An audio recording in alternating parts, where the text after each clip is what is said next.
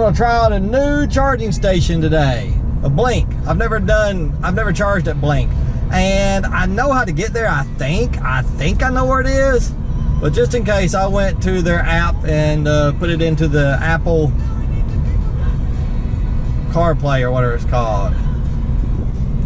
Freddy's just recently changed their French fries. I thought they had very average fries, but they started putting some type of seasoning on them, and now they are just freaking excellent fries.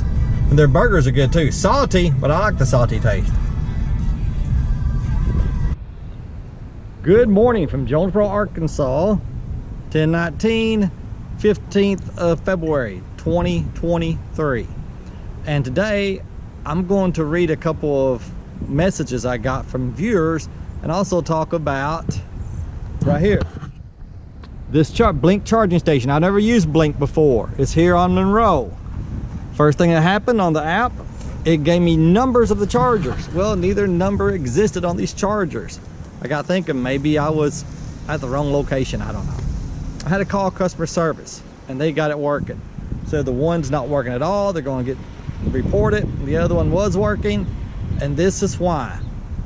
So I had a lot of trouble getting it started, and I can charge at home. I just want to try this, and this is costing me 50% more than it would at home. And considering I have solar panels, it's actually costing me, I could do it pretty much for nothing at home now, but I wanted to try it. And here's the problem. Here's why Tesla rules. Here's the biggest advantage of a Tesla. Now, Tesla would have just as much trouble charging here as I did if they would have pulled up and got out their J1772 to Tesla converter and put it on. But chargers, supercharger stations at Tesla supercharger locations don't seem to have these problems. Now, you'll be able to find a person here and there maybe that can't charge, but believe me, that is an anomaly. It don't happen very often. Speaking in just plain old Arkansas language, it don't happen that often. It happens all the time out here in the wild, which is non-Tesla cars like my Chevy Volt with the J1772 plug. You don't have to watch very many public charging videos to know these things are a problem. Not just Blink, not just Electrify America. Everybody's having these problems. They're just so inconsistent. For the EV haters out there, you can always point to how easy it is to fill your car up. It is easy. You know, your gas car, it is easy. It's disgusting, but it's easy. I think gas is absolutely, totally disgusting. I've always hated filling up vehicles, but I've never had a choice before. That's why I don't think a lady should have to fill up her own vehicles. That's why I've always filled up my wife's SUV, car, whatever she's driving. Last couple times though, she's had to do it because she had to be at work when she was low on fuel, and she works 24 miles from here. But normally I'll fill it up for her because it's just a disgusting thing to do. But it's easy. It is easy. I want to make something clear.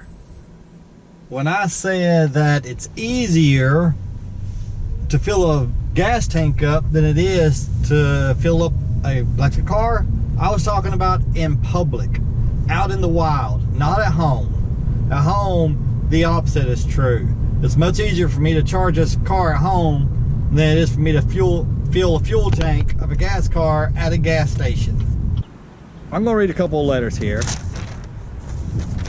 from viewers in response to some videos I put out. Let's see. Carl's Apartments. Now, I don't know if Carl collects rent or if this guy gives money to Carl on the 1st of the month, but that's the name, Carl's Apartments. I have had my 2019 Volt for 13 months now, February 2023, and I have driven almost all EV mode that whole time.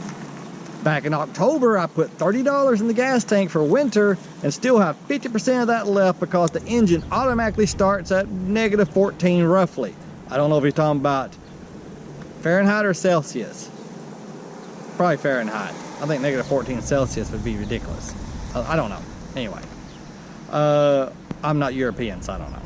Or non-American, because everybody but America uses Celsius. Okay, anyway. To me, the Volt has been so successful that GM should have made every single passenger car like this until they perfected EV technology, e.g. Fireball boats. Now you can't make every car like this because not everybody wants one, but they should have made more. My Cadillac used to cost $110 every 2 weeks and put out 368 GM/km, grams per kilo something.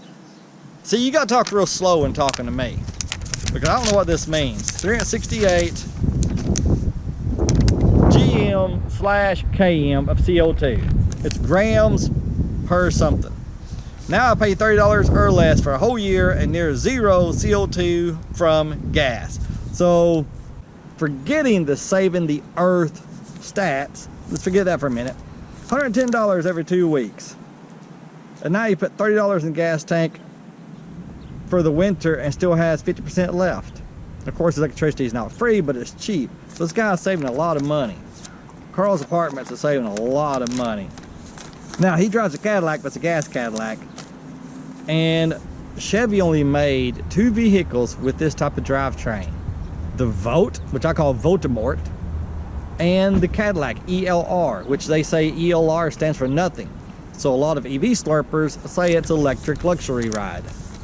And that's it. That's all they've done. And man, they missed the mark. They should have done so much more. They should have.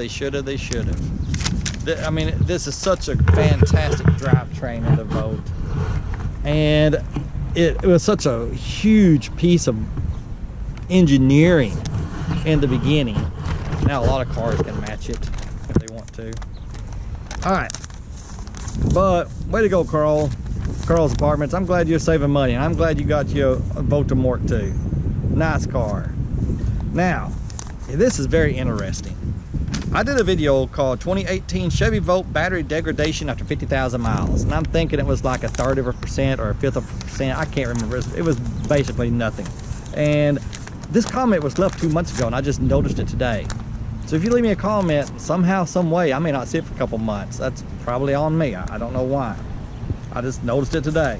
So anyway, he says, I should have done this in the car, but it's nice out here today. This is Rafter.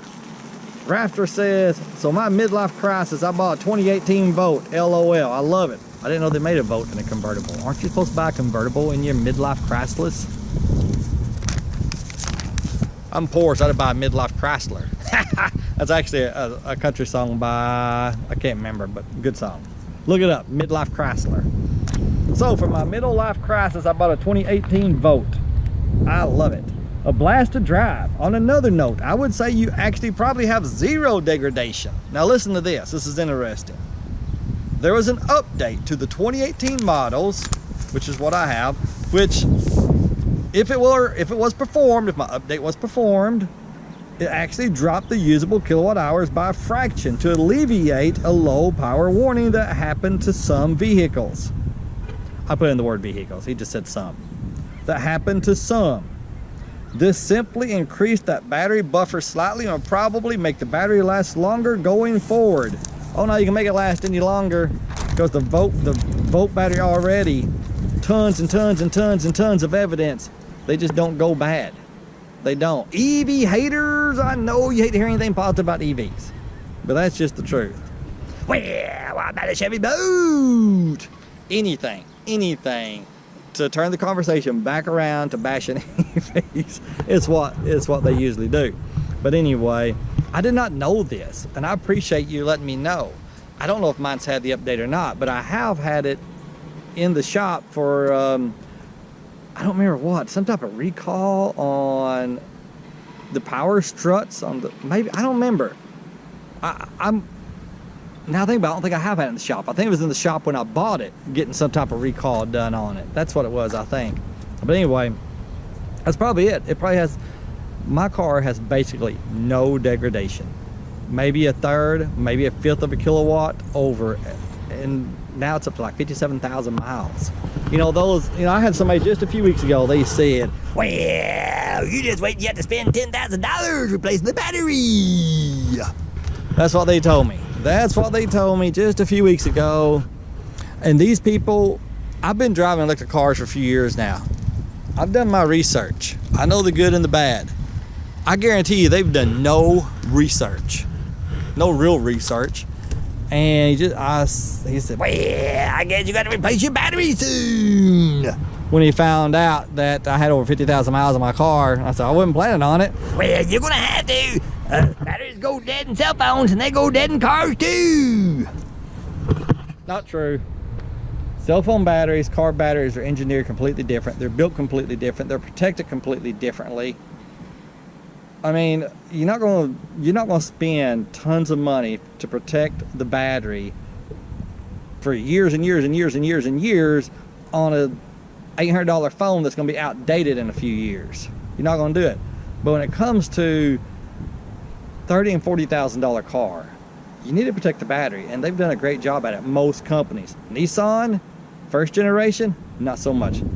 I would never buy a first generation Nissan Leaf. I just would not do it. But the second generation, I truly think that, I don't think it's just propaganda. I think they've truly fixed the problem.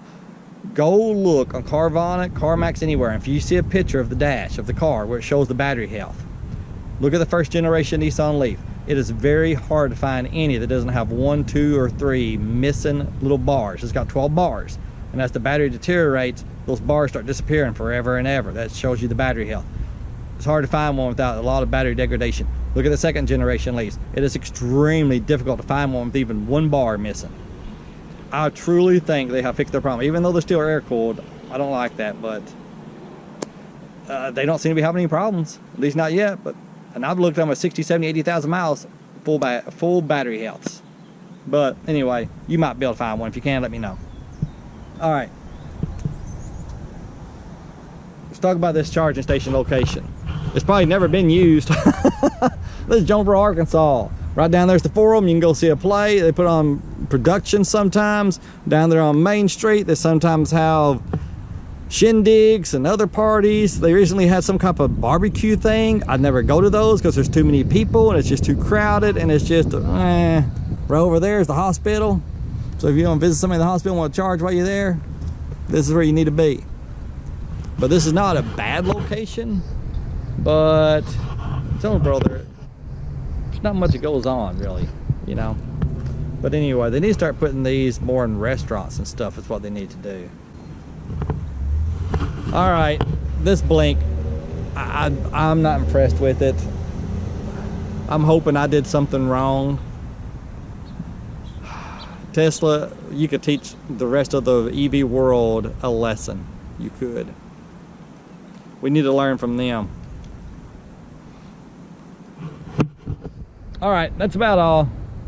Have a good day.